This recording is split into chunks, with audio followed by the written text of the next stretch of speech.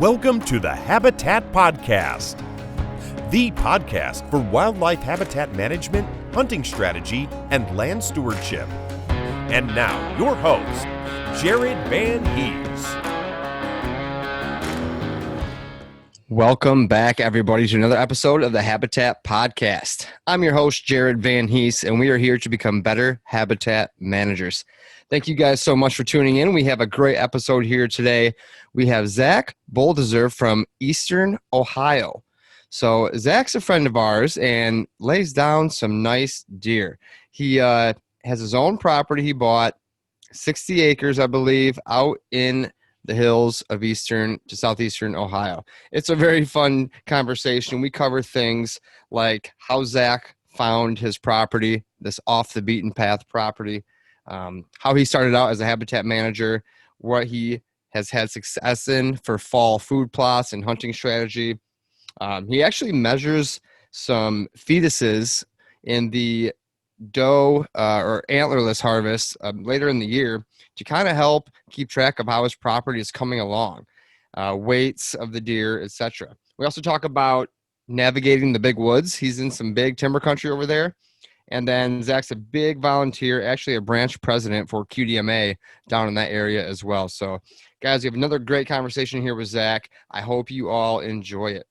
I want to thank the listeners once again for coming back. We can't do this without you guys. We love the great reviews you're leaving on iTunes.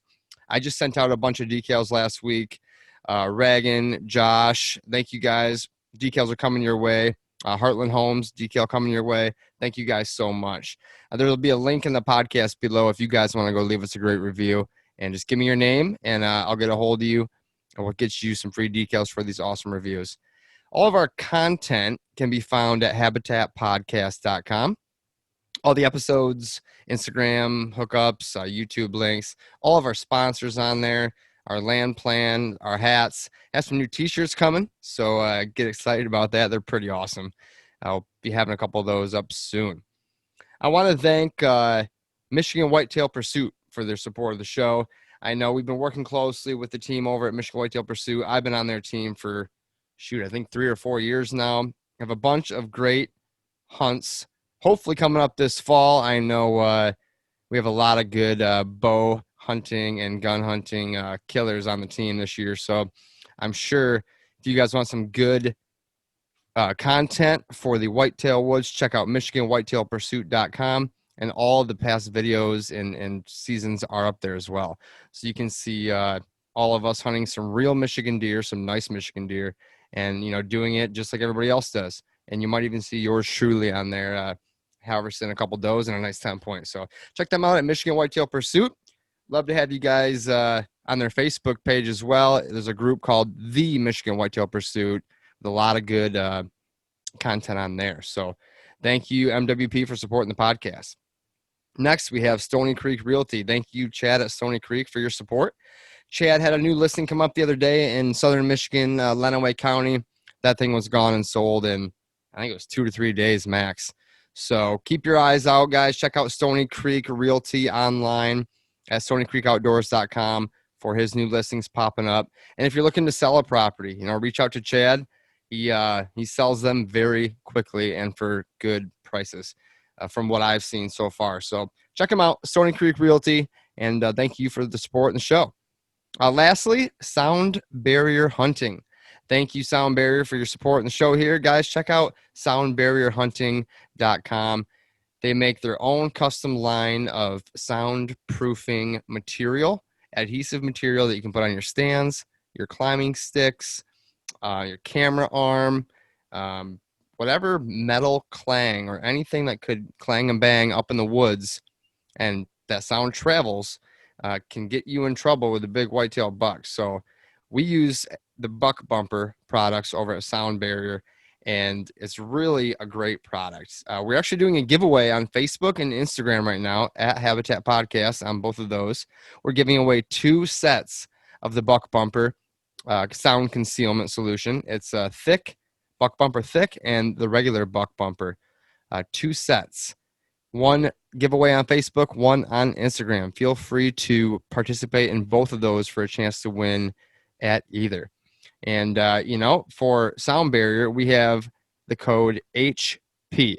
If you use the code HP when you check out at soundbarrierhunting.com, you'll get 10% off and free shipping any of the Sound Barrier products. So thank you, Sound Barrier. Guys, check him out over at soundbarrierhunting.com.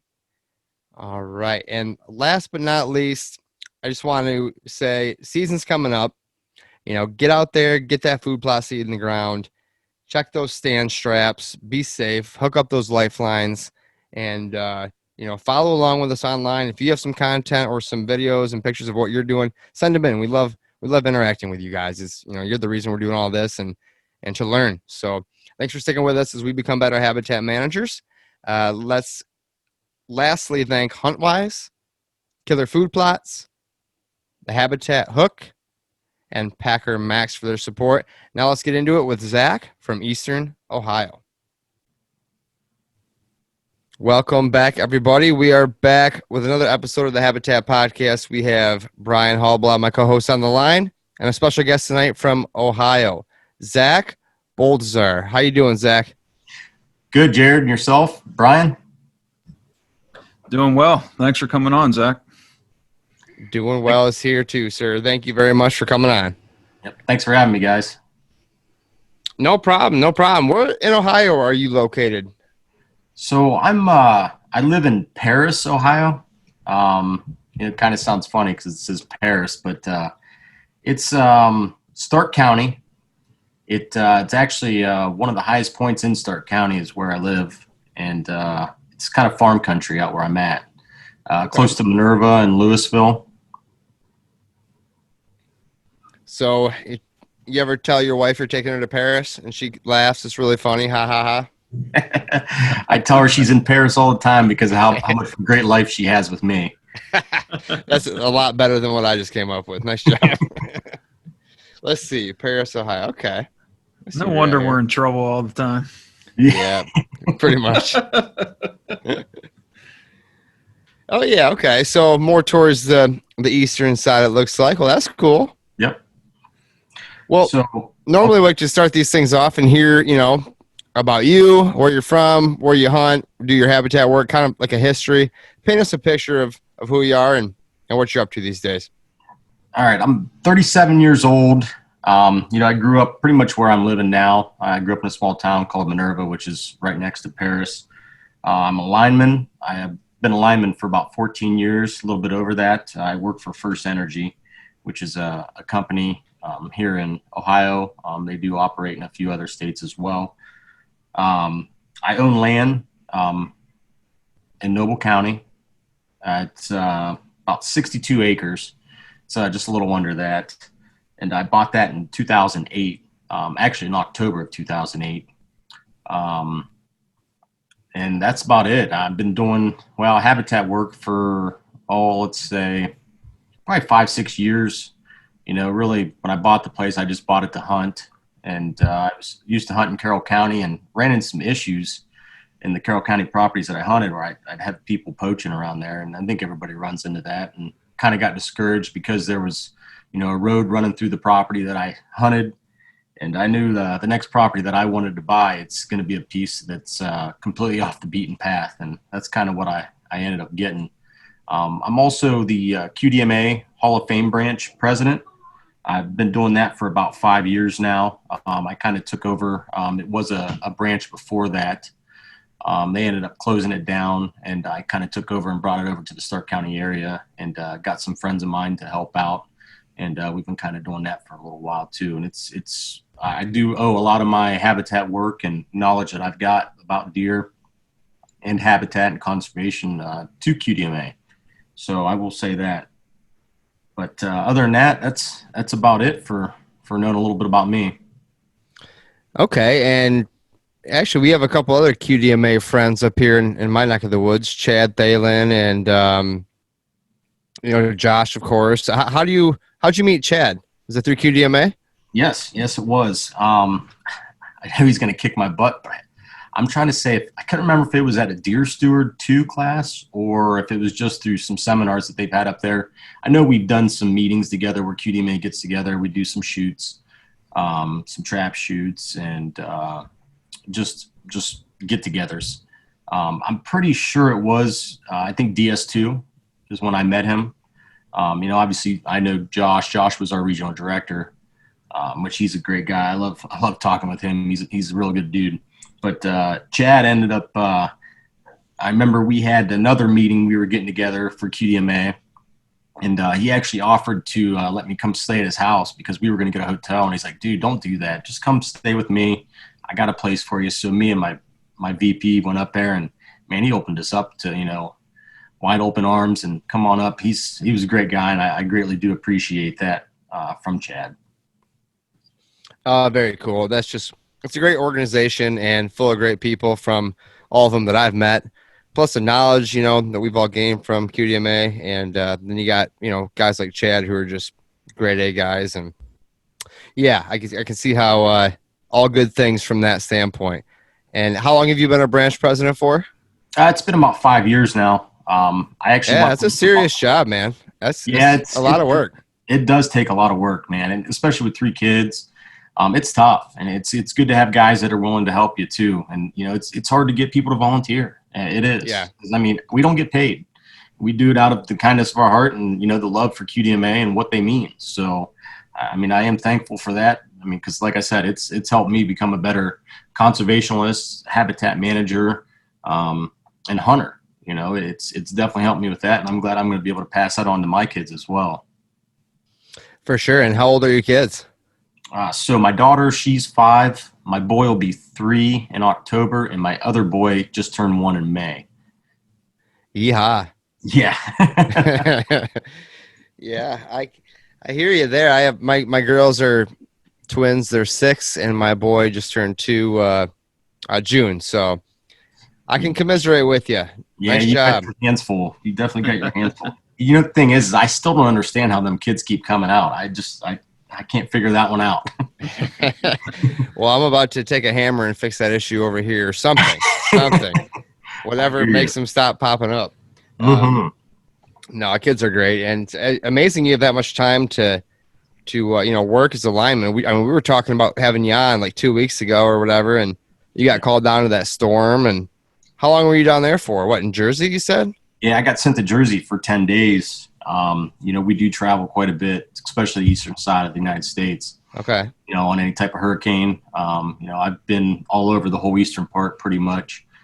So, I mean, when they're in hurricane season kind of is kicking off now, it's going into hunting season. So I try to get all my time in now with work, and so I can take pretty much November off if I need to.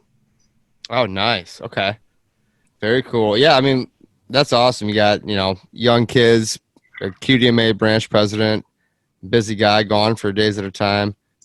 How's that go over with November? Do you bring the whole family down to the property, or how does that work?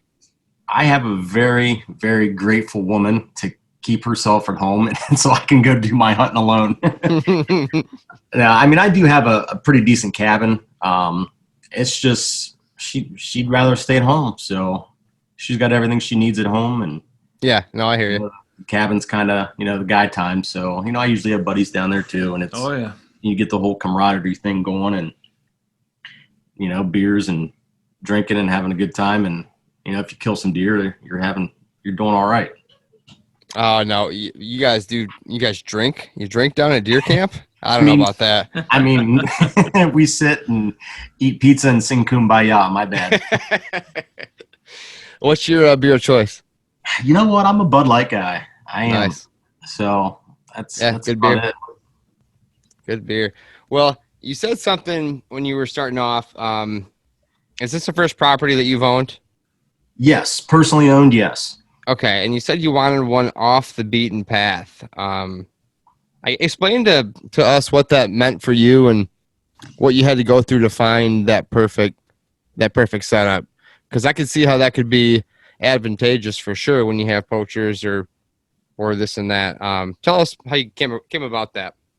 So I really didn't start hunting until I want to say I was 23. So I'm about 15 years of this. So when I was graduating college, going for lineman school, that was around I want to say 2006 is when I graduated. So in 2005, I did a summer field experience with some guys. They were out of the Massillon shop, and the one guy actually offered to take me, and he brought me down to Noble County. He had about 70 acres down there. He still does, actually. And he's like, hey, come hunting with us. So I was like, yeah, let's do it. So I went down for shotgun. And, we placed bets and like biggest buck and all this stuff. And, I kind of let on like I've been hunting before, a little bit. I knew a little bit about it, which really I didn't. And basically they just sent me on my way and told me where to go. I got in a stand, and literally opening morning of shotgun season, it was a nice buck. I mean, definitely for a first buck, it was a 9-point. He just came walking down, and I put it right in the drop right there spot, and dropped that buck, put him right down, and shot my first buck down in Noble County. And I was like, man, I just love that county so much. Because it just brought memories to me just because of that first buck. And I was like, you know what, I'm going to buy some land down here one day when I can. So, I did end up hunting in Carroll County a little bit, like by my dad's place and where I grew up. Started bow hunting, everything like that. And, I've always just been like, I never had the knack for shooting the first thing I seen. I was always kind of patient on what I shot. And I always wanted, a decent rack, at least 8 points. And, I was trying to pass young deer and stuff at my dad's place, and the neighbor lady, she gave me permission to hunt there in Carroll County. And it was like, I think the year after that, and then the following year as well, and I kept finding bucks that would just be heads cut off. And it really discouraged me so bad. And, one of them ended up being at the bottom of my dad's driveway, and that just sent me over the edge. And luckily I was in a financial position where I could actually, buy my own piece of land. And I decided to go to an auction. It was the first auction I ever went to down there. And actually it was 3 auctions that day. There was a 40-acre parcel, I think it was a 30-acre parcel, and then that 60-acre parcel that I bought. I actually went and walked the other 2 parcels with my mom. There's no cell service. She's freaking out because I'm gone for hours at a time looking at these properties, just trying to figure out what I wanted to buy, and got over to the final spot, which is the place that I purchased. And I didn't even have time because the auction was going to actually, start within like 10 minutes. So I couldn't even really walk the place. And I was like, you know what? This place is, because you had to go down a dead end road. It was way back in. And actually, I actually went through another property to get to this. And there was an easement. There's an easement to it. And it's literally woods everywhere. And when I got there, I was like, I'm buying this place. And I had a number set in my head what I wanted to spend. And I ended up going a little bit over that. Not much, but I tell you what, I don't regret it today at all with buying that piece that I did buy. So you bought a piece without walking it? Yeah. Is that what I heard? Okay. Yeah. So, yeah.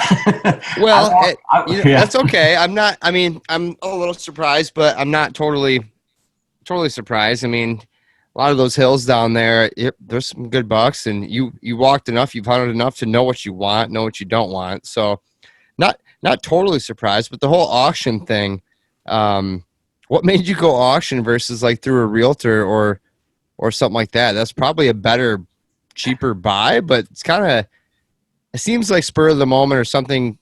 Maybe like, it seems intimidating to me, I guess. Yeah, I'm pretty random on things, so that's kind of me. Okay, nice. No, literally, man, I'll tell you what, it's, sometimes when you just feel that this is it, then it's it. I kind of go with that inclination, and I think people there were thinking I spent too much, but I look at it now, and you couldn't even touch land for what I paid for it back then. So yeah. Well, I mean, and you're at an auction where everybody normally gets a pretty good deal on something. Yeah, and the funny thing is the other 2 pieces that I walked, they actually went for quite a bit less. And there was one couple there that I was actually bidding against, and they really wanted that piece as well, but they weren't willing to go with that extra $50 an acre that I spent. Exactly. Well, tell us about this piece. What's it look like? I mean, you sent Brian and I a map, which is pretty cool. I guess explain the piece and what you liked about it to make you pull that trigger. So when I was there that day, there actually was an old cabin on it. So a little bit of history on it. I come to find out that 2 owners before that, is Old Man Williams, they called the guy. He was kind of a guy they knew him down there in Noble County, and he owned the property. Him and his wife, and I think they had 5 kids, lived in this old cabin. So there was no electric there. There was no running water. There was nothing. I mean, Wow. literally, it was an outhouse, which I don't know if that was theirs, but they pretty much roughed it. So when I bought it, there was an Amish guy that owned it before, and he actually didn't go through and, rape out the timber or anything like that. And he did all right with the property. He did add a little addition onto that cabin that helped. And that's kind of one thing that I looked at. I wanted a place to stay. I didn't really think about no electric and all that stuff. But, I work for the power company. I can make stuff like that happen probably. Come to find out, that's a whole different story too, but we can keep going with that. But when I bought the place, it was basically, there was about a 1 acre clearing right there where that old cabin was. And then about the middle of the property, there was about, I would say it was probably around 3/4 of an acre clearing. And there was an old gas well there. So there was gas on the property, but the gas well ended up being bad. It wasn't working. So that's all I had. And there was a beautiful clover plot there where that gas well was in the center of the property. And how about like topography? What's it look like with topography? Because I know there's a lot of hills over there. Yeah, there's not a lot of flat area. That spot in the center is actually cut out for where they put that gas well at. But I mean, I got a huge ravine that runs through it. I mean, there's not much flat ground on this property, but there's nothing that's too treacherous, if I should say, on hillsides. I mean, everything is you can navigate on, but it's pretty steep in some spots. Okay. Yeah, no, it looks nice. It looks like there's a big ravine running from the northwest corner down to the southeast corner, kind of right through the middle of the property. And then I see up on top of a ridge, you have your big food plot area cut out, it looks like. Yep. Yeah, I kind of ran that with the terrain, the way it goes too. Okay. But so when I bought it, like I said, there was just those 2 spots. Now I've opened up. So if you look on the eastern part of the property, you can barely see it, but that's actually about 3/4 of an acre. But it's still, I left some oak trees in it because there were some white oaks in there, and I didn't want to cut those out, so I left them in that plot. And then also in that whole big ravine, when I first started hunting that property, they would travel through that ravine and they would come out all different spots, and we could never really pattern them. So a couple of my buddies, we kind of got the idea like, hey, let's just go through, clear cut it and dam it up. And actually, if you look, there's about, I don't know if it's an acre, but it's pretty close. I put an acre strip pond in there, went through, clear cut it. If you look real good, you can see it. It's kind of hard to see from the map, but went through, clear cut that, and dammed it all up on the one side. And I got like about a 4-foot pipe by about 10 foot long that runs there, and that's the overflow for that. And then I just started adding plots after plots. To me, I'm used to being like Carroll County. It's probably 60-40. 60% woods, 40% ag there, and it's a lot easier to hunt there compared to down here in the big woods. And that's kind of my whole thing, is you need to open it up if you can. Make them deer go down make them deer go in those pinch points, and just kind of maneuver them to where you want them to be. Yeah, and that's kind of one of the things we wanted to talk to you about today that you brought up was the big woods, how to bring these nice mature bucks on your property in a certain area by your tree stand in the big woods where they have the whole woods to roam. I'm not quite done with that strip pond yet. Explain how you did that again.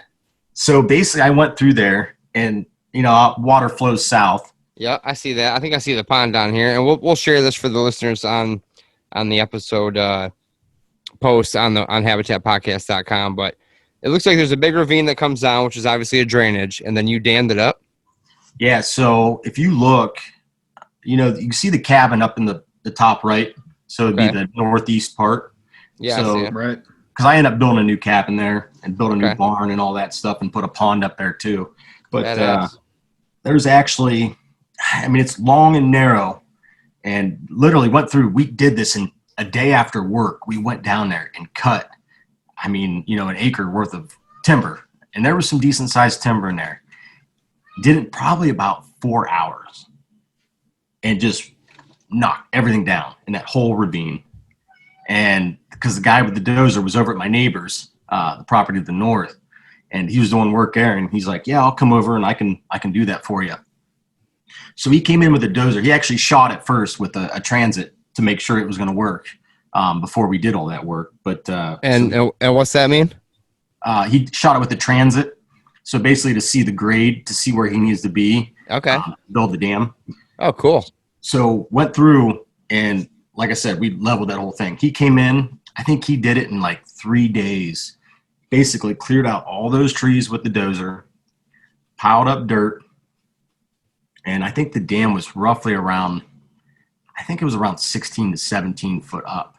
Holy cow. Obviously, after settling, it came down a little bit. But the water, it's out in that deep end. It's probably around 10 foot right now. But just he put the big pipe in. It was 4-inch diameter by 10 foot long, I think it was, or 20 foot long. And that's basically the overflow. And you get the good rains down there in those counties with them hills. I mean, if you look to the north, my neighbor's got about a 5-acre lake. Well, his drains into the creek. That creek comes right into my pond.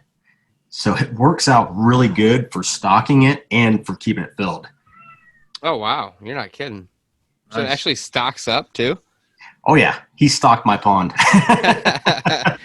Thank you, sir. Yes, sir. I tell him it all the time. I tell him, thanks for stocking my pond. And I actually did stock it as well. I added some in there myself, but he definitely keeps it good as well. Well, his property looks pretty badass too. I mean, Yeah, wow. he's got a pretty nice piece. It's about 286 acres. So I'm sure that's nice having somebody nearby who's hopefully on the same page as you.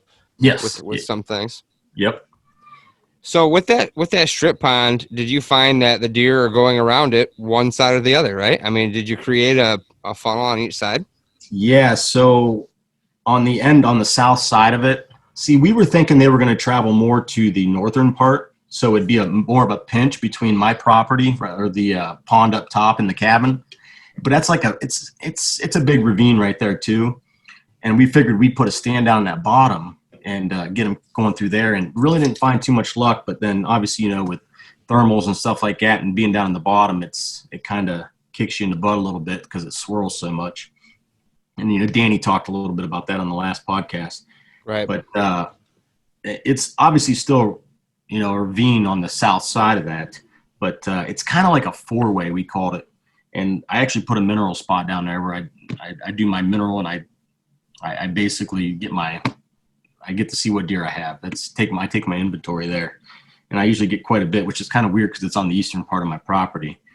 But they always come down off the hill because my neighbor has a big set of pines over to the east, and they love them pines, and they come out of them pines, come down into my place, run through my property, and then go wherever they need to go.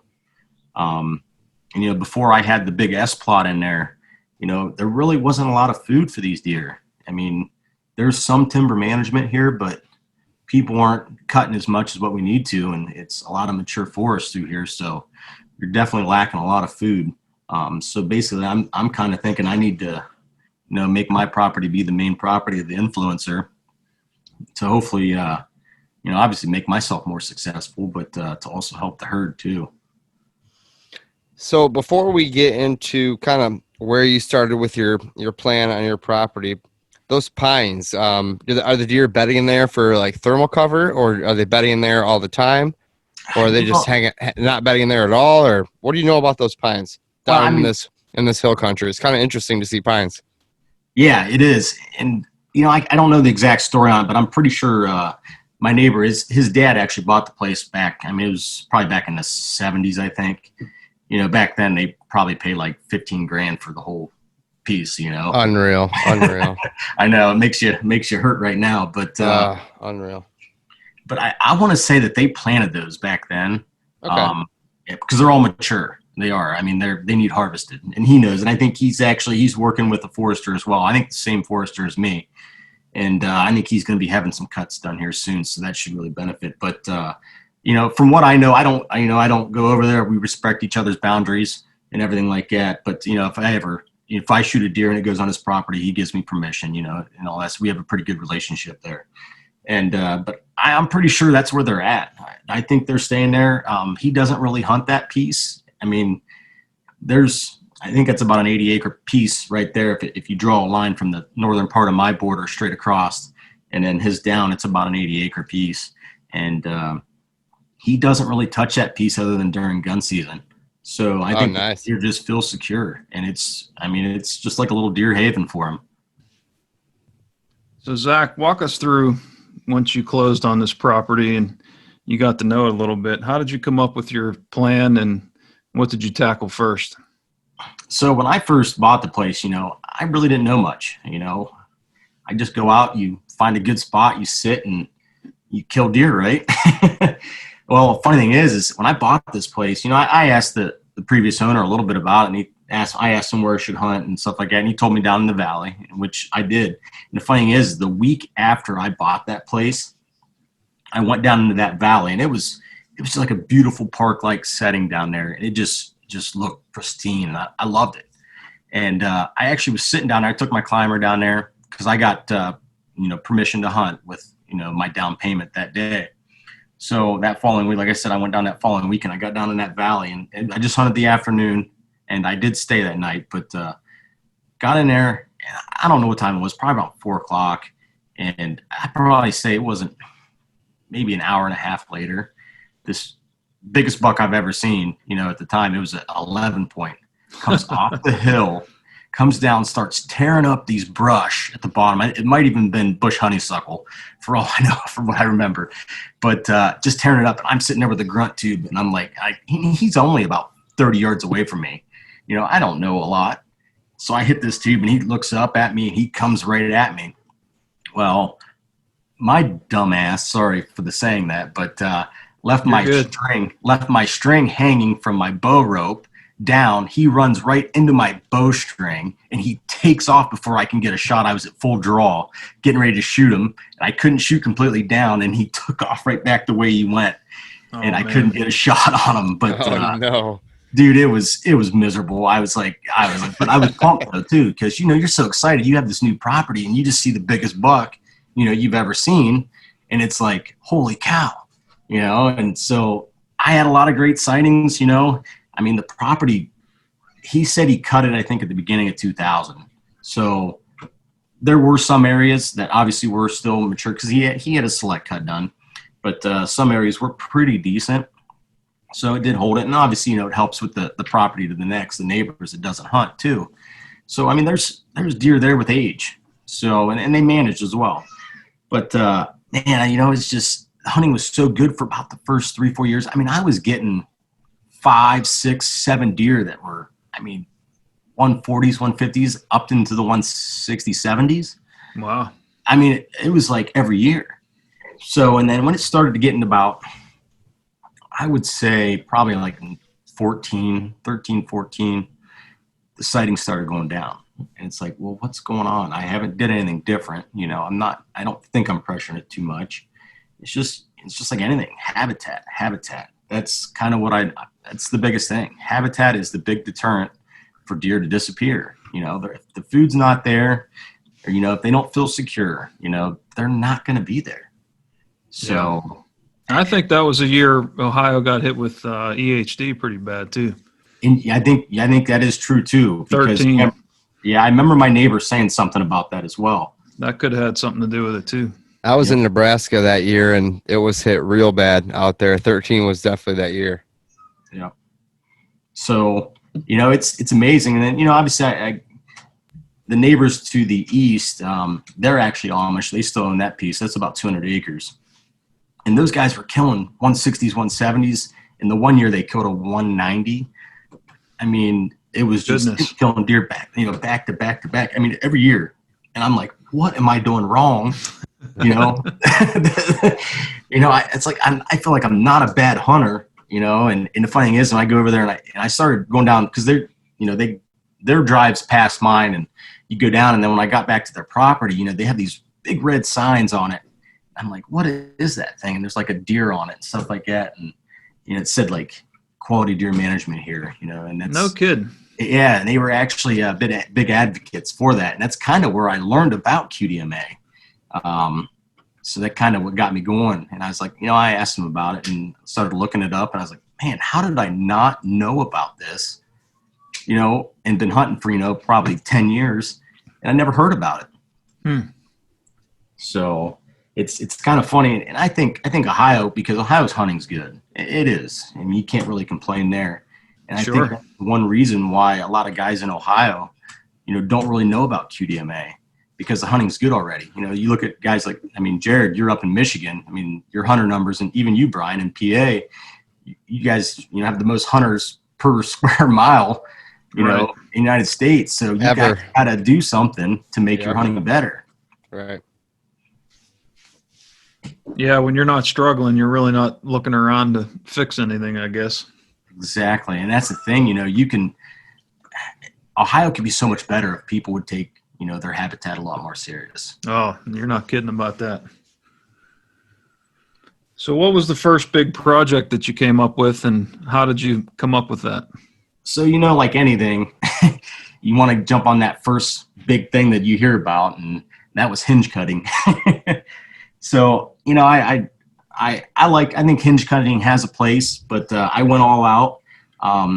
You can't really tell now in that map that I sent you, but you can see if you look in the bottom right corner, there's like a spot that looks like it's, early successional growth. Yeah. And it's actually a hillside. And I went in, it's probably about an acre, about half an acre. And I went through and I just hinge cut all these trees and cut down trees in that whole spot. And that was probably my biggest regret of anything I've ever done to this property. Because lo and behold, I got to meet my new friend called Tree of Heaven. And that was not a good thing, because that stuff exploded in there. And I didn't know it was there. I never knew what the tree was until I started seeing all these things and then reading a little bit. And then obviously, I've been working with the state and getting, obviously I've learned about trees and stuff like that too with Qdma, but also with working with the state on EQIP programs and stuff like that in the NRCS. And let's just say a hillside full of early successional habitat and Tree of Heaven. So you got briars, brambles, and all kinds of crap that loves to tear you up. On a hillside with Tree of Heaven is not a lot of fun, especially in the summertime when you're in there trying to kill it. Sure. So what kind of other negative things did you see come from that besides the invasive? So, I think a lot of problems that I have is impulse. As you can see from the start, when I bought the place, I kind of just jump into it and then kind of navigate from there. That's how you learn. That's okay. Yeah, believe me, I failed a lot, and that's kind of what you got to do. You got to fail to learn, and sometimes it takes me a few extra times to learn, I guess. But invasives are the biggest thing. Another thing in steep terrain like this, I think another big problem that people don't realize is loss of soil. So you're having erosion. Erosion's a big problem on my property as well. I'm actually going to be working with getting some water bars put in this year. I actually just signed my new lease, my new contract with EQIP. I just got it today. I actually got to sign it, but I'm going to put in a bunch of water bars on some of my steep slopes. Wow, cool. So what would you do differently now, knowing what you know now and what you didn't know then? I probably thought it out a little bit more on some of the stuff I did. I don't regret the openings and stuff that I've done on the property. I think I would have made my strip pond a little bit bigger. That would have been one thing. I definitely wouldn't have cut that spot that I did where the Tree of Heaven grew up. That's definitely a no-no. Would you have just left it as is, or just select cut it, or what? It was actually a lot of sugar maple down there, and that's another thing I made a mistake on. There was sugar maple and poplar down there. I would have had a timber harvest done, probably a select cut, like you said. Okay. Yeah. Made a little bit of money off of it, which I probably should have. I mean, that's. Were those deer using that hill that you cut at all before it got overtaken, or not at all, or what were your results there? So the results kind of, I don't think they were that good. It's a steep hill. It is. So for the reasoning for me to cut that, I don't know what I was thinking, because I was like, man, I figured maybe they would have bet it on there, but I think it was too steep for them to. Plus it was, it's facing east, so it's not really anything great. So that's one reason why I probably just left it go. It was actually pretty good hunting. The way it was, even though it was, a deer desert, park-like setting, those deer went through there all the time. So maybe that kind of pushed them off my property to the south. And I think they might have started traveling there more, because I could see heavier trails to the backside of my border. So yeah, I probably would have just kind of ignored that whole cut. So how did you address the food situation? Did you decide to go food plots, or what was your next step on that? So I've talked to some people before, and I actually got into a thing with Jake Ealinger and Randy Vanderveen before. I had a little meeting with them and did like a habitat plan over the phone. This was, I want to say probably about 3-4 years ago. And they pretty much, I kind of got the idea from them, and they said essentially, a property like this, you want, anywhere from probably 6 to 10% of your property in food plots. Okay.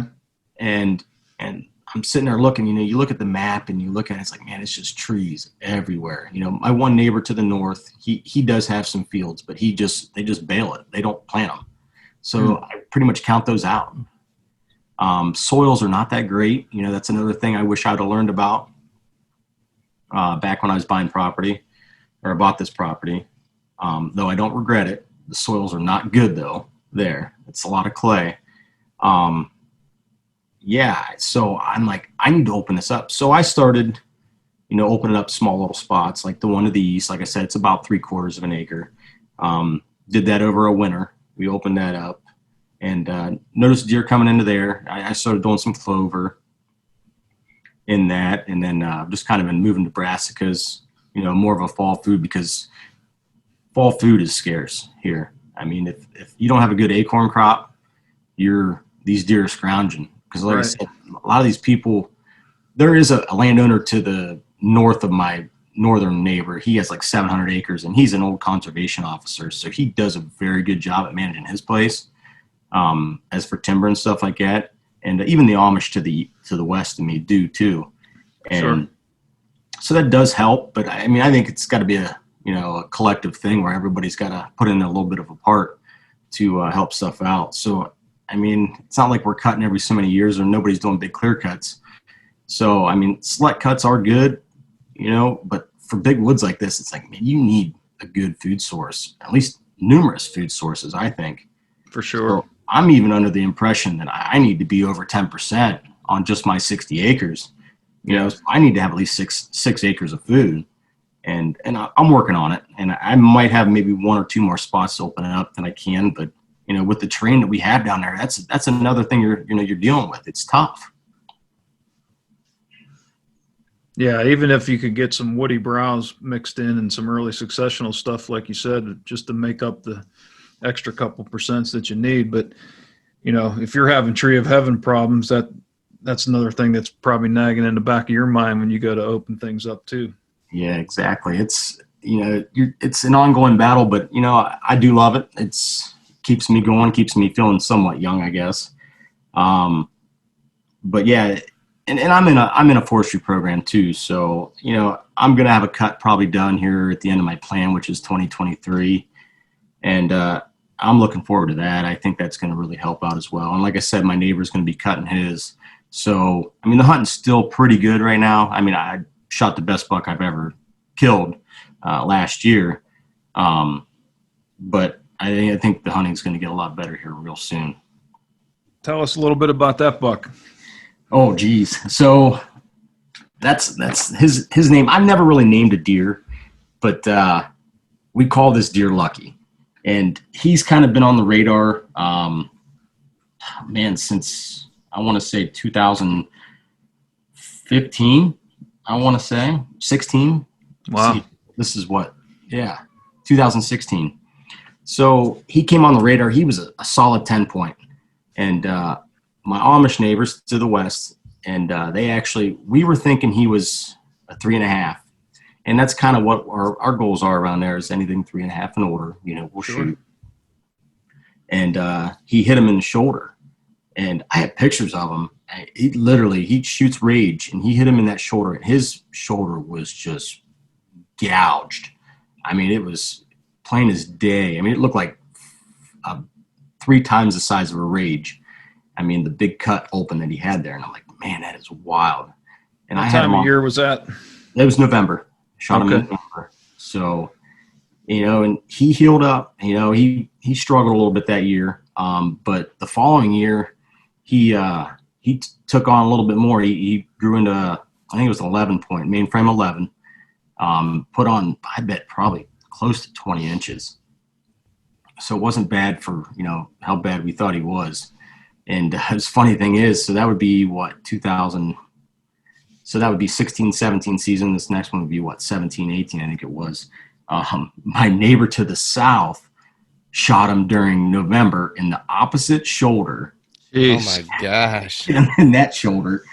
And it actually was a little bit higher on the shoulder this time. Didn't really make too bad of a mark on it, but it skipped off him. He was bummed out so bad. And so we called him Lucky. And, I seen him a few times in the distance, I think that year. And then the following year, I had him about 60 yards. He was actually on the other side of my pond. I was hunting right on the edge of my pond, the strip pond, up on that food plot to the east. And he was traveling parallel to that strip pond. Down below, it would be like my main plot. That was before I had the S plot in. And he would always run over that way. And I had what I called another 4-way, where it comes out of that valley from the south part of the strip pond, and it went up that hill, and he'd always go up and through there.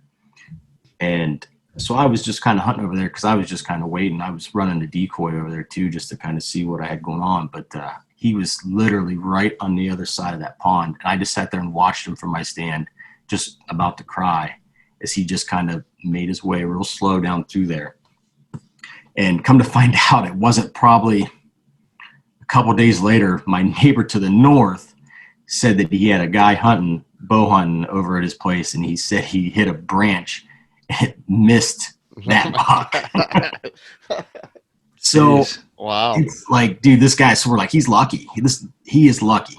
Yeah, so, you didn't name him. He named himself. Yeah, he named himself pretty much. So, this past year in 19, I went all in on a habitat plan. I was like, I'm clearing a bunch of land. I actually cut, if you look to the southwest of the S plot, or just basically to the west of that S plot, I actually had a little select cut, and that actually compensated me for the clearing that I had done. Plus, I made a little bit of money, which kind of worked out nice.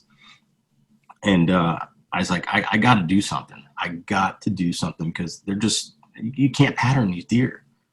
And I actually set up a tree stand. I mean, you'll be able to show this whenever you do, but you'll see the green spot. That was the main plot right there, which I actually did add on to that to the left a little bit. So it's just a green field there. It's actually just clover. There's a little patch of woods in between that and that S. And I have a stand just inside of that little patch. It's just like a perfect little spot. And I can access it coming down from the cabin. The access is almost flawless, because it comes down out of that bottom, comes up below that green spot, because I'm actually below that, probably about 20 feet. And I walk right into the back side of that stand, and I'm not visible by anything. And I can get in there. So that day, it'd be October 18th. It was a Friday. I actually got out of work a little bit early. They let us out a little early, because I was actually having a share your hunt through Qdma on Saturday. I had 2 new hunters coming down to my place. And so I got out of work early, and I told my VP, I was like, hey, let's get down and let's try to get in the woods. You know, we had a cold front coming in. It was, I think, supposed to be the first frost that day. And let's get down there and get in. He's like, all right, so that'll work. And we get on the road, and I'm hauling my side-by-side, heading down 77. And he's probably about, I'd say, 20 minutes behind me or so, 30 minutes behind me. And I actually got down by his exit, I think his exit 65. It's like the Port Washington Newcomerstown area. And they had some construction there, which I think they still have construction going on. And they had barriers in there. And I'm literally driving. There's a car in front of me and a car to the right of them. And we get into that construction. Well, I'm seeing the distance that people are in the road on the highway. I'm like, what the heck's going on? And I look in front of the vehicle in front of me. I mean, it's coming up fast. You're going 55, 60 miles an hour. One of the barriers, so the people on the northbound lane, as I'm heading south, hit the barrier, knocked it into our lane. So the car in front of me has to abruptly get over. So they hit the car to the side of them. I get over in the one lane. And I don't know how I missed these two cars. They get over, they start swerving. I go in between them with a trailer, 20-foot trailer, and go right through them. And they just kind of pull over and get over. Dude, I don't even know what happened. And I'm going, and I called my buddy and I was like, dude, I'm so lucky right now. I should be playing the lottery. And I told him, hey, you know, make sure you be careful coming down through there, all this stuff. So I get down there, I get my stuff, I haul into there, get up in there in the stand. As I'm getting up into this, or get to the stand, I never put a bow rope in this stand. So I'm sitting there like, how do I get my bow up? That's always fun. Yeah. I was like, luckily I had my backpack. So I jimmied it into there, got it in there. I'm climbing up, I'm clanking, making noise. Look over into that the field, the green field that you can see on the map. There's 3 does in that field, and they're looking at me, trying to figure out what the heck's going on. Finally, I get up, get in there, get settled in. They're calm. There's nothing going on. It's like 5:30, 6 o'clock by the time I settle in. I'm like, well, my hunt's probably going to be screwed. So like, whatever. So I just sit there. About 6:59, I see a deer coming to the right, literally, because you can't see much, because once they make the turn, you know, you can see him. And it literally was him. It was Lucky. He was coming down. He looked over at them does, and then he turned and came right in, because it's set up for a 20-yard broadside shot. Comes into that plot, stops at the top, right where that little patch of trees is, right in front of that stand, and sits there at 20 yards. I'm full draw, shaking, because he needs to make one step. And finally he makes that step, and I let go and put it right in the pump house, man. And he goes barreling through it through the food plot, into that spot that I had, you know, select cut to pay for that part. And I hear crashing, but you know, you don't see him go down. So you're sitting there like, okay, what happened? What happened? Oh, yeah. Did I take a good shot? Do I know what, you don't know. So I just stop, and I call my buddy, and I tell him, like, hey dude, I just shot Lucky. And it's funny, you know, because I told them earlier how lucky I was on the trip down. You know, it's like it all kind of worked out together, and it's like, man, this is just meant to be. So, I mean, I called them, we go back, we get a beer. I got to calm down. And then we go out there and we track him, and he wasn't probably 30 yards in there. And it was phenomenal. It was the best day. I mean, especially you got two of your buddies there. You know, my other volunteer came down to help too. And they get down there, and actually it's funny because the 2 new guys they came down to hunt, they got down there later on too. And we're sitting there, you know, celebrating crazy. You know, I shot a 170-inch deer, and these guys are like, what is going on? You know, they don't know what this is, you know, and you just shoot a 170-inch deer, and they're like, okay, cool, let's drink. All right. Yeah. Oh man. So, I mean, I called the one neighbor, you know, both the Amish neighbor was down, and, you know, my neighbor to the south too, that hit him as well. Both of them that shot him in the shoulders. I called them and told them to come on over, and they came over. They loved it. It was a great little thing, you know, with knowing your neighbors and stuff like that, and kind of working together. It really makes everything well worth it. So it's all about. Yeah, he's a stud too. Congratulations. Yeah, thanks, man. Yeah, it's a 6x6, but you know, he's got 5 points on the bases too, and Yeah. I mean, you can't get no better than that. So why do you think he was coming through that plot or that cut area at that time, and why did you choose to hunt there? And I'm sorry, what date was that again? October 18th. The 18th, okay, which I think is a great time to be in the woods based on what my camera showed me. Why do you think all that happened habitat-wise? Relate us to how you think what you did and what your property holds, or maybe even the terrain, onto why you guys met there at that spot. So, I mean, I obviously love the pinch point, but I was getting some pretty good pictures of him during the summertime. He was actually running with a pretty nice 9.2. I love them cold fronts. And, Jake Elinger, he talks about them, and a lot of people talk about them. And that first cold front that's coming in, I mean, first frost, and they even say them deer will come back to those summer spots on them first time looking for that first estrus doe, which some people might not believe, but I even have the data because I'll shoot does late season just to pull fetuses and take measurements. That's another little thing that we learned in DS2. It's another little tool you can have just to kind of see where your herd's at. There's a fetus scale measurement table that you can get. I know they have it on the website for Qdma, and I use that. And I have in the past actually have fetuses. Let's see here. The one that I shot, it was, I think the year before, I shot a doe. It was January, let me see here, January 28th. I shot a doe on my place. It had twins in it. So basically you take both of them, you measure them on that scale, and basically take the median between both sides. And you just do some calculations on that. And I found out that the doe that I shot was actually bred on roughly October 11th. And that's using 198 days for gestation. So, I mean, obviously it can be plus or minus a few days there. And those two twins probably would have been born around April 27th. But then I took some measurements from my neighbor where he shot a doe just before that muzzleloader on the 6th. And his would have been bred around November 15th, which is what you think is normal. And then made it born around, June 1st. So that's just like another thing you can do. I think I have a little bit of a doe issue. So I think that could be one reason why. You're getting and how old was your doe compared to the doe he shot? So the doe that he shot, I'm thinking it was a 4.5. Okay. From what we did, and then the doe that I shot, I want to say obviously doing teeth wear, it's not the best way, but you can get a pretty good guesstimate. You can get at least 2.5 in order on it by looking at the cusp. So like the third premolar back, if it's a 3 cusp, it's going to be, about 1.5, 2 or younger. Well, 1.5, 2. A fawn's going to have less than that. It's going to have 5.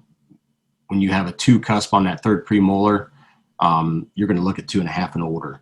So that deer's at least 2.5 and older, and obviously you go by the wear of the dentine and that when you go back through there with the molars. But I roughed her at 3.5. So, I mean, they're not like they're young deer. So no, I figured yours would have been much older, based on maybe being one of the first matriarchal does to come into heat that early, or be bred that early. Yeah. Usually, what I've heard is that that's usually the older deer. Yeah. Where your neighbor, that's pretty much spot on, dead nuts. Yep. Yep. So that's interesting. And then you mentioned that sometimes a buck will go back to his summer core area. Yeah. Explain what you meant by that and where you've heard that before. That's interesting to me. Well, I actually heard that. It was kind of fun. I'd make a kind of a correlation there from actually watching whitetail cribs with Exodus. I think there was a guy on there from Ohio that was talking about it. Adam Hayes talked about that. And that date, I think around the 15th to the 19th, how they'll return back to their summer place. Though every deer is their own. He is a homebody. Lucky was a homebody. Okay. I mean, all the neighbors there know him. Right. But, obviously, they know him. But, he's coming back kind of looking for that first doe, I think, coming back to those spots where he was hanging out with a bunch of does. I mean, I got pictures of him with, obviously that other buck I was telling you about. And there was probably 6 or 7 does in that field too. Wow. That's interesting. And your poor neighbors with the shoulder shots. I mean, I've been so scared of the shoulder since I had a couple deer there in college, and I've been aiming a little bit behind the shoulder ever since. And we can talk about arrow weights and shot placement for hours here, but imagine if they were, just a little bit lower, missed that scapula, you'd have been SOL. That's crazy. Oh, I know. And to even make the story even better, that year that my first Amish neighbor shot him in the shoulder where he had that big gash, that deer, I used to put out a lot of corn. I don't do corn too much anymore. I'm not a big fan of it. I had that deer pattern to come in to that corn, and I actually did share your hunt that year too. And I took my nephew out for the first time, and he was coming into that corn. Well, I had a spike come in, and then I actually had this very nice 8-point. He was about a 2.5-year-old 8-point that came in. Well, 2.5 he was. And I told my cousin or my nephew, I told him, I go, hey, if you want to wait, I'm pretty sure that this 10-point's going to be coming in. And he was so excited when he seen that 8-point, he shot the 8-point. He shot it and killed it right there. So that actually even saved it there. And I was even going back through my data, and it's kind of funny. I have, obviously a little bit of a memory. I'm getting old. I kind of forget stuff. But I was talking to my cousin because he shot a 9-point on the property back in 15. And it's funny because in 14, I actually shot that same buck, but I put a bad shot on him. And he shot him the following year. But it's funny because in 14, when I shot that 9-point, the day after, out of the same stand, I shot a 10-point. And I always thought it was a 2.5-year-old. And I was going back and doing the math. It very well could have been that same buck. It could have been lucky. Wow. Because I don't know for a fact, but I almost think that maybe it was. Because it was funny because I walked up into him, actually down in that big valley. He was hiding behind a tree that was blown down on the edge of a creek. So it was just the ball roots. And I walked literally right to him, didn't even see him, wasn't paying attention, going to the backside of my property to a stand I had down there. And he was there. And it was funny because I ended up, obviously I shot a 10-point in the shoulder. I'm not a good shot, just to let people know. They can probably tell. But, and I kind of put that correlation to it. And I was like, I very well could have actually shot him as a 2.5-year-old back in 14. So I don't know if it's for true, for real, but it very well could be possible because the age that I thought the deer, he ended up being a year older when I sent it in for Cementi and Manuli. So with all the data I had, I was thinking he was a 6.5, and he ended up being a 7.5 from what they said. Jeez. And where do you think he was bedding? Was he bedding on you or neighbors or all the above? Or so I'm pretty sure he was actually bedded on my property whenever I shot him that day. I mean, you're right in the core of a bunch of good topography. I mean, yeah, I really like how your property's set up. So I wouldn't be surprised. Yeah, I wouldn't be surprised. Away from a lot of buildings and away from the roads, it's really laid out perfectly. Yeah, that's what I love about it. There's nothing around, so it does work out good. But I swear, obviously they don't get on their feet usually till that last half an hour, which that was about right because it was like 7 o'clock when I shot him. I think it got dark I think shooting time went to 7:30 or 7 or 8. I can't remember what it was. But I think he was literally bedding just to the west of that from where he came down at. I think he was right up there. I have a little thick spot that I have, and I think that's where he came from. That's the only thing I can think of because I don't think he traveled very far. So. Very cool. Well, congrats again. That's a stud. I just stalked your Facebook and saw him on there. He's congrats. Huge. Yeah. I remember when you shared him, I believe it was last fall. Yeah. Yeah, man, that's what dreams are made of right there. Congratulations. Thank you. Yeah, that's what it's all about. Having that the data and the history with a deer like that, it makes it worth it all the more. I'm very thankful for that opportunity, and especially being able to share with the guys that were with me too. So it was great. So who did your habitat plan?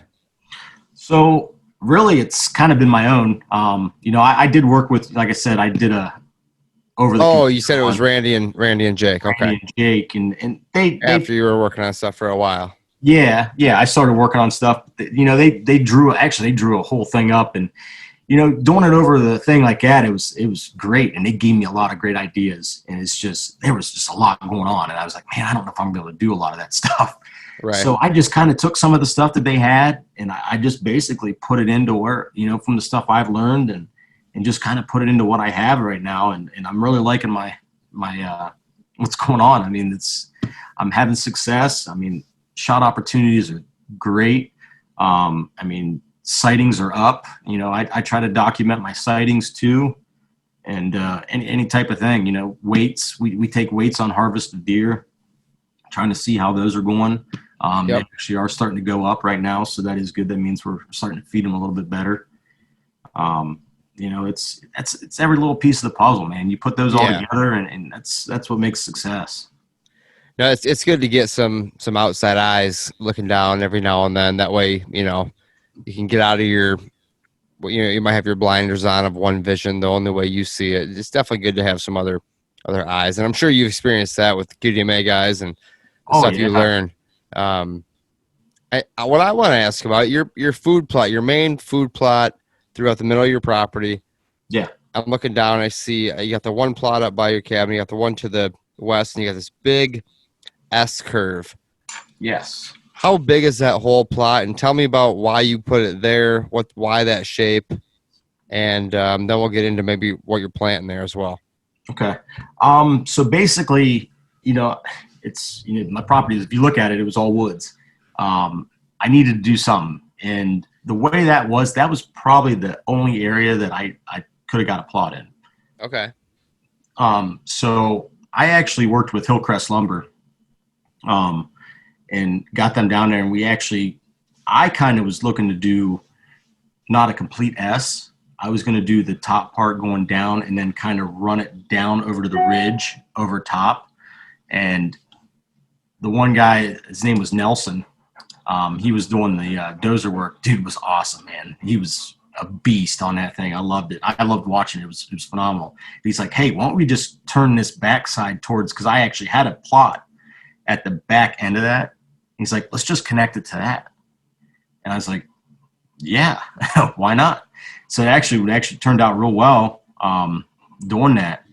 And, it's those deer got to travel that whole thing to catch that whole plot unless they go up top. And I'm even starting to block the top part because there is a higher point to the west where you can actually get, if you're up there, you have an advantage point to see pretty much all that plot.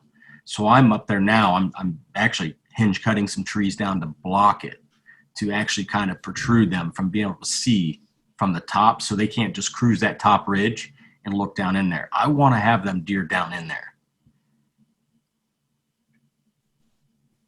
So I remember seeing the picture on Facebook. It's a beautiful looking plot. It gets higher in elevation to the west, right? Yes. And then lower to the right. So you're kind of on a shelf, if you will. Yes, it is. And then you're adding hinge cutting or forestry of some sort to help condition these deer to get off that top where they can scope the whole thing out without coming into bow range. Yep. And come on down. Exactly. And like to the west, where I had that select cut done, they obviously took, crop trees, but so there was a lot of like red maple, multi-stem trees, sassafras, and some junk in there. And I actually earlier this year went in and cut those down and hinge cut some and actually just felled a lot of them and just let them hit the ground. And I'm letting that grow up. And I actually went in there also and planted a bunch of red oaks, put in some white oaks. Also, I think I even put in some black walnut in there too. Good for you. That's nice. Just to kind of diversify it a little bit in there. And, obviously for crop for the future too. Because, the property's not 100% hunting to me. I also want to reap some benefits from timber as well. I do have some good crop on there. A lot of white oak, a lot of hickory, some cherry, and red oak as well.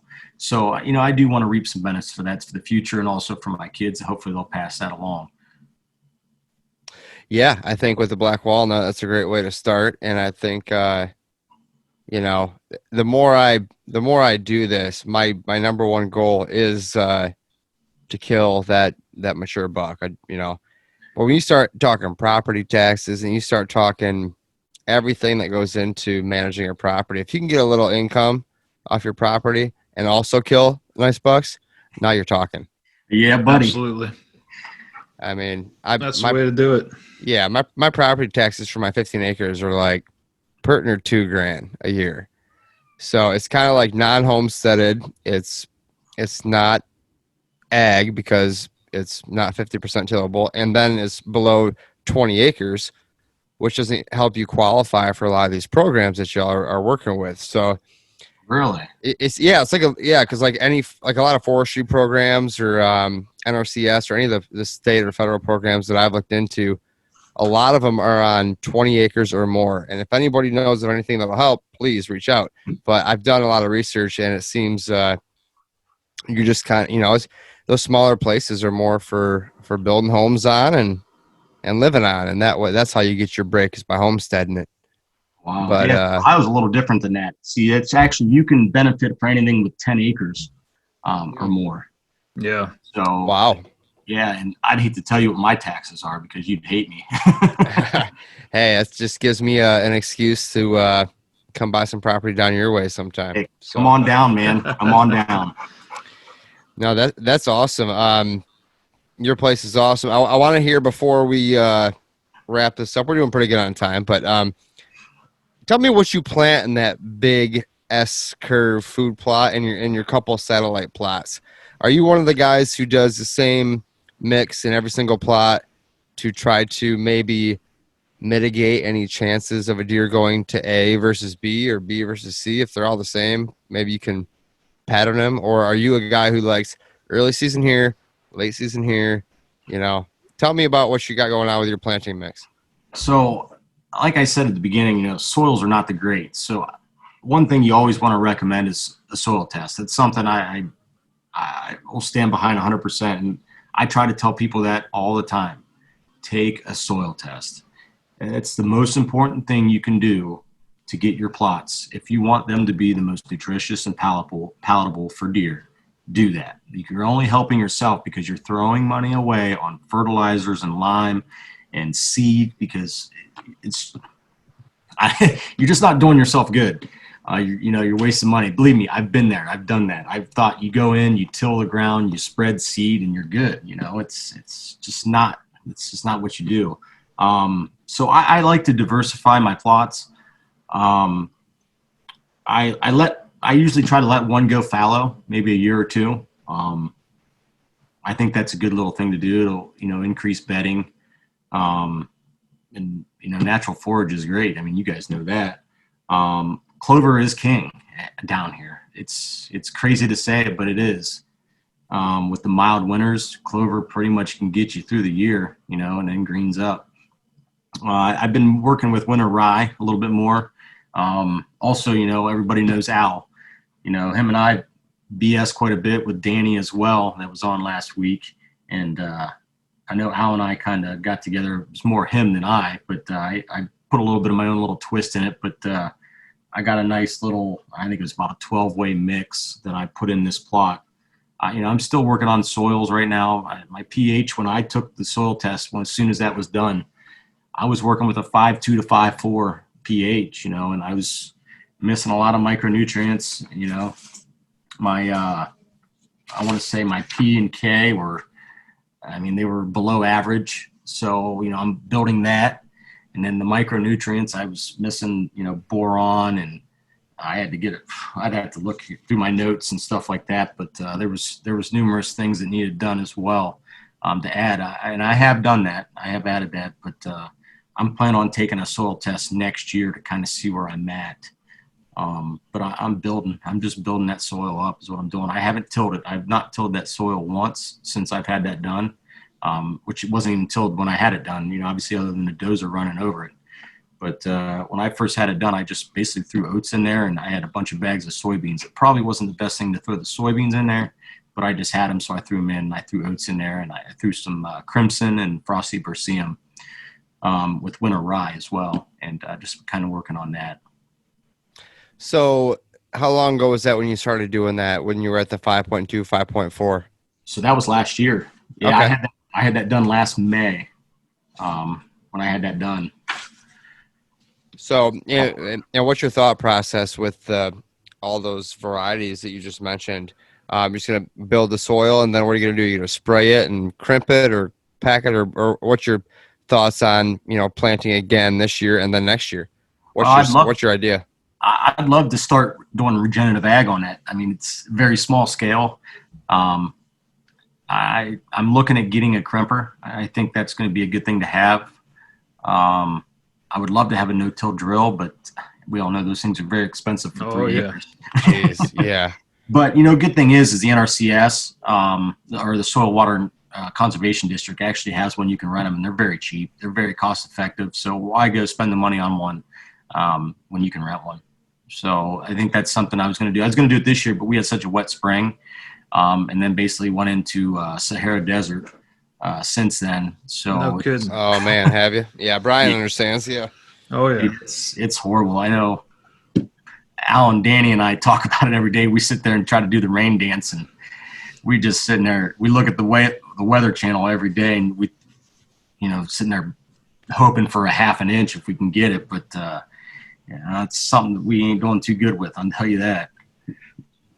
So are you planning on getting crazy and doing, not getting, I'm kind of sarcastically saying that, like getting crazy and planting like some no-till soybeans and killing this stuff with a herbicide after you broadcast the beans and packing like after a little while, or what are your thoughts moving forward? Do you keep doing the rye and the wheat type thing forever, or what are your thoughts? I think my deer density, obviously my doe to buck ratio, I think I have a little too many does than what I need. And I think my deer density is a little bit high for the habitat still. Okay. So being at 3 acres, I threw soybeans in there again this year. I just broadcast them is all I do. But they don't make it very far. It's 3 acres. I'm not fencing it. I'd rather just let them eat. It's down the road. I think maybe once that gets, I get my density down, I think I could probably get beans to grow in there. I think it's going to be tough. So, I do use spray. I don't like to use herbicides as much, but given the way it is this year, I'm going to have to. I sprayed it already. I don't know. I would say I planted that 12-way mix, a couple weeks ago. And I did spray when I did that because weeds were starting to take over. I'm probably going to start just going simple. I think winter rye, winter wheat, crimson clover, I love it. I think that's something that should be in everybody's food plot for the fall. And it's always beautiful to look at in the spring. Frosty berseem is another good one too, to throw in. And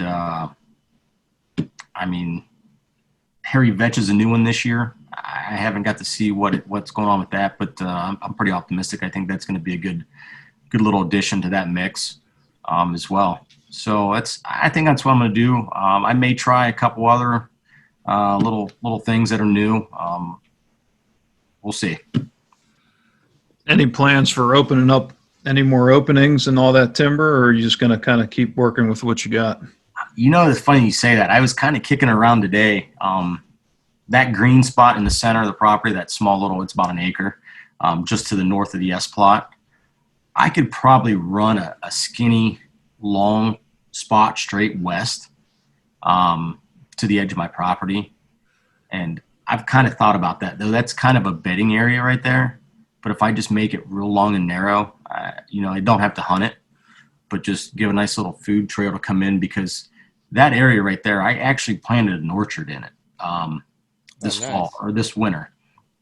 I planted about, I want to say 25 or 26 different species, crab apples, pears, apple trees.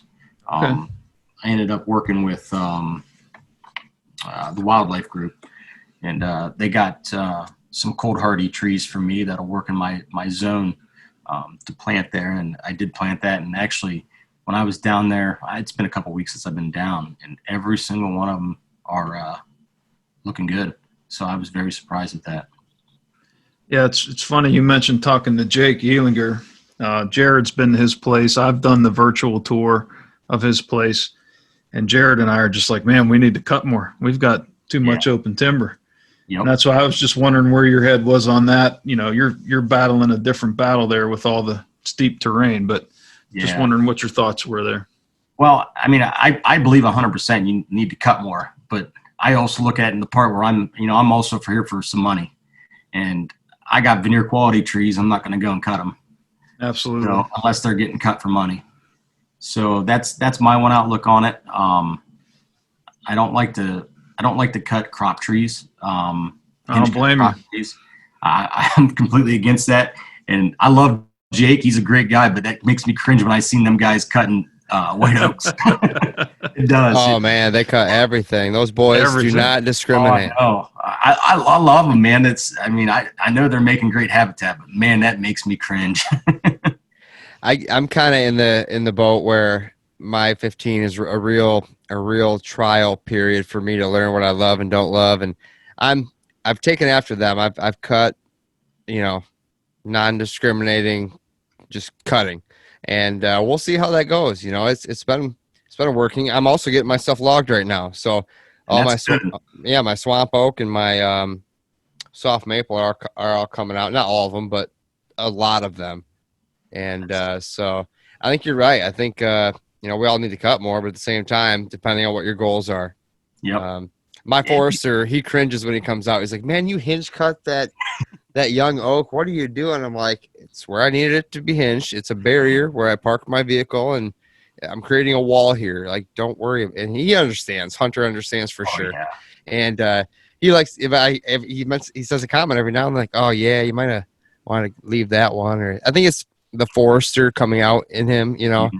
As a forester, people, but he understands that I have goals that are strictly deer related. So it's all about what you want, Yeah, and I agree to an extent.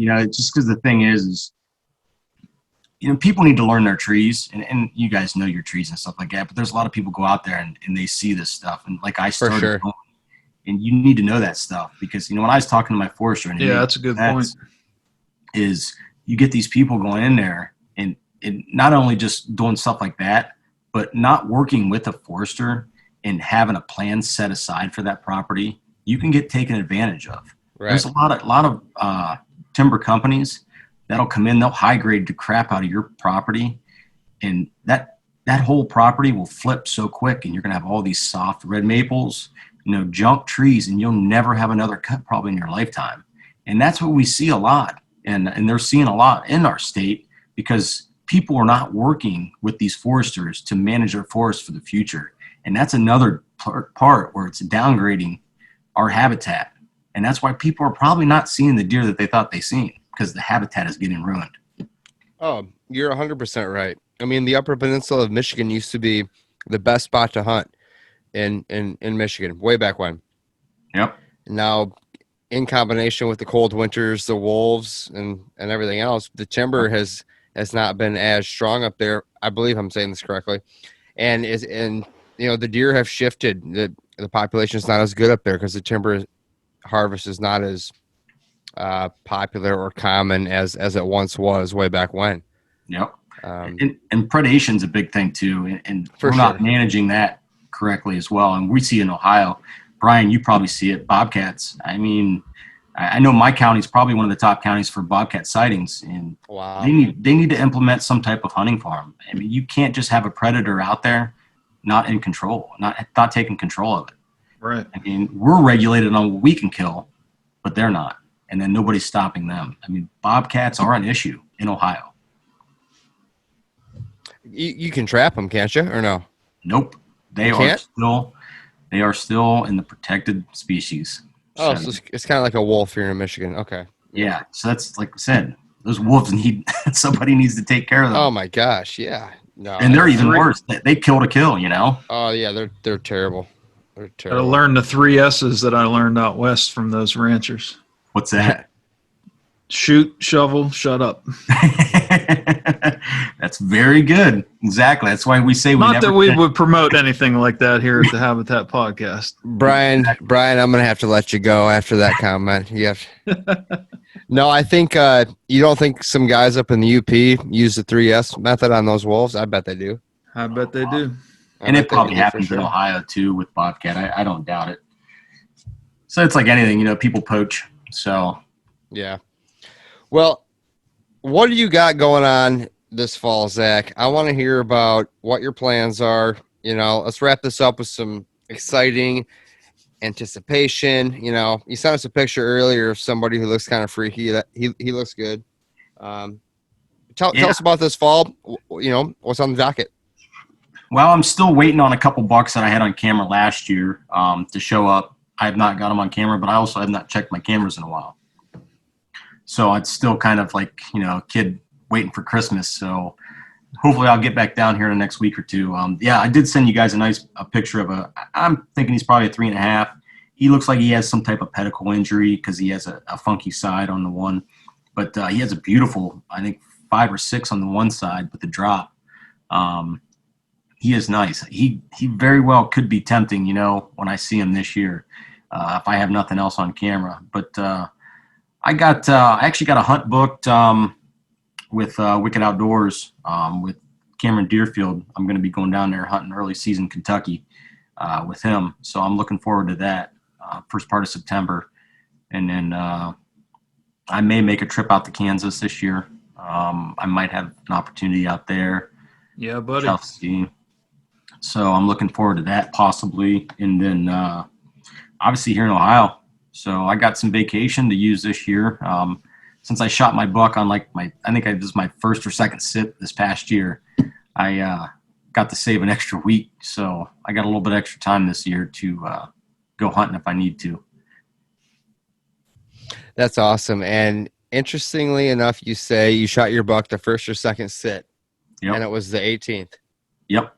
I hope people are paying attention when we talk about this stuff about not going into your stuff until the time is right. I mean, you can do all this habitat work all summer and then screw it up by blowing it out early October or whatever. I mean, do you normally wait like that for the right time?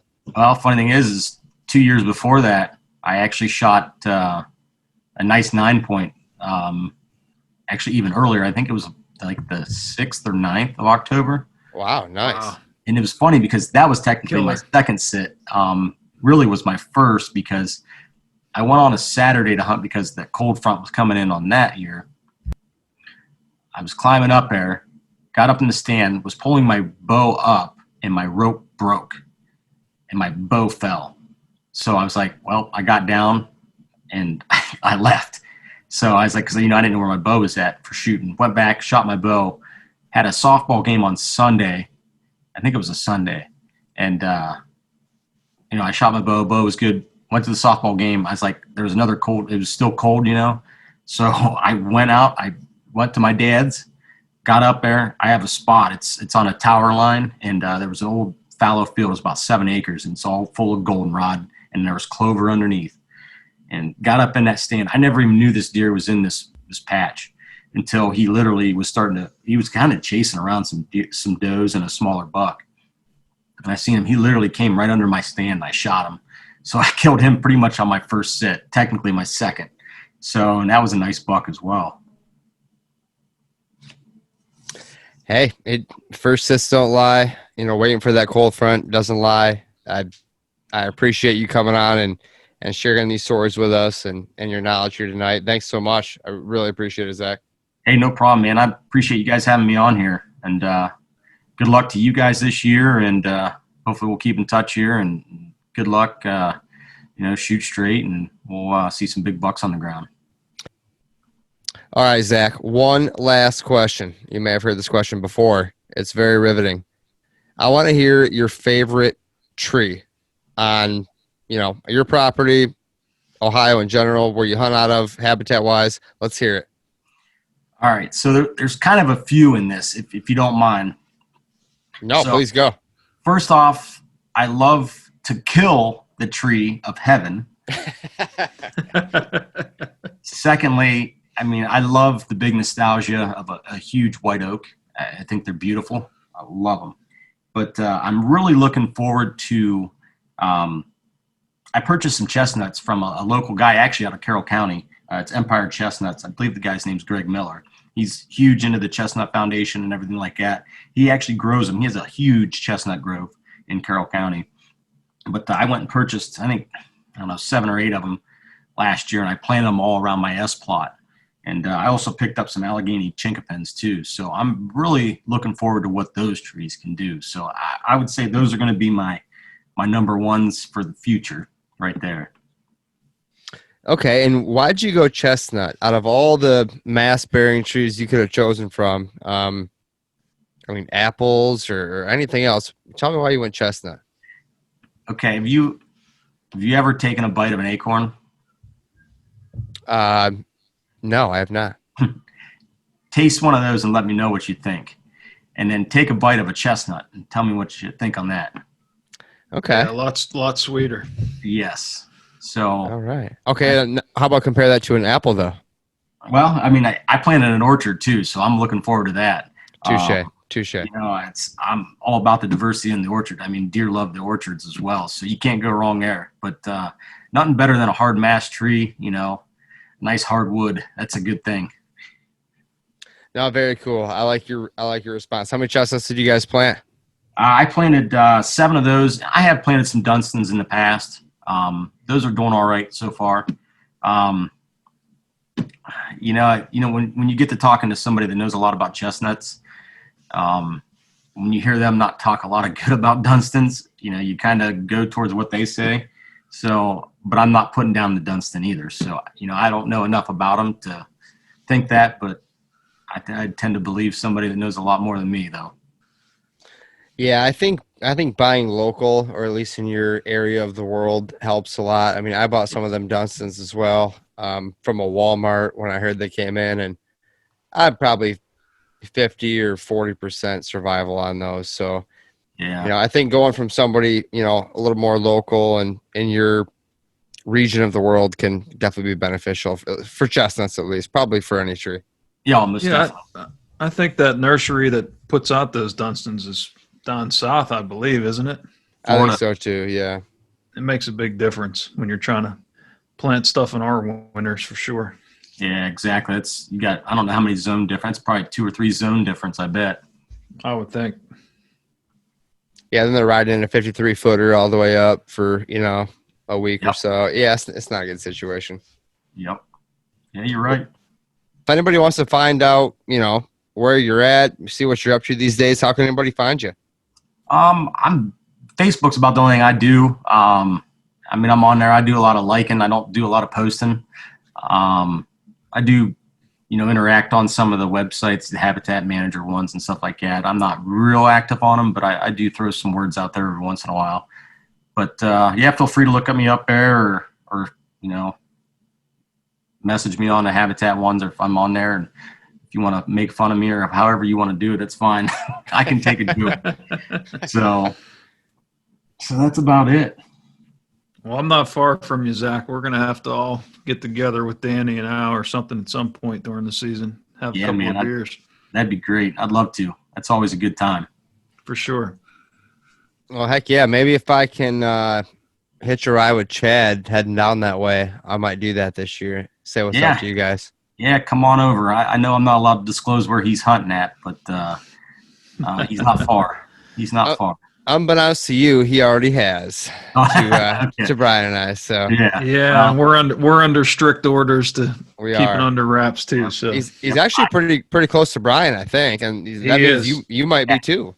Yeah, because I mean I pretty much am not far from there either. So, and I actually have hunted the neighboring property to where he's hunting, so it's a good spot. Very cool. Very cool. Zach, thanks again, man. Really appreciate you coming on. Great chat. Yep, had a good time. Keep in touch, and who knows, maybe we'll have you on as Sounds like it might be early to mid-October for a game plan episode. Hey, I'd love to. Sounds great, man. Thanks, Zach. I'm gonna say the 19th would be my guess. Okay, I'll see you. Hopefully we got a cold front right before that, and I can talk some good about putting down a good one. Exactly. Well, hey, man, thanks again. Take her easy, all right? All right, thanks, guys. You too. Thanks so much, Zach, for coming on. What a great chat. I had a blast talking to you, and, really wish you luck this fall. I really sounds like I need to come down and see your camp. You guys sound like a great time. The listeners, thank you guys so much once again for coming back. We really love it that you guys want to learn and become better habitat managers with us, and we're going to keep going. We're going to keep blowing this out of the water. We have some great episodes coming up. Check us out at habitatpodcast.com to stay up to date, along with our YouTube, Instagram, Facebook. That's the easiest way to watch us day to day and see what we're up to. So thank you guys so much. You can also find us on iTunes, Spotify, Stitcher Radio, iHeartRadio, I think Google Play, wherever you can get a podcast, we should be on there. If not, let us know. We'd love to, get to you guys any way we can, and we really appreciate the support. So without further ado, take it easy. See you next time as we become better habitat managers.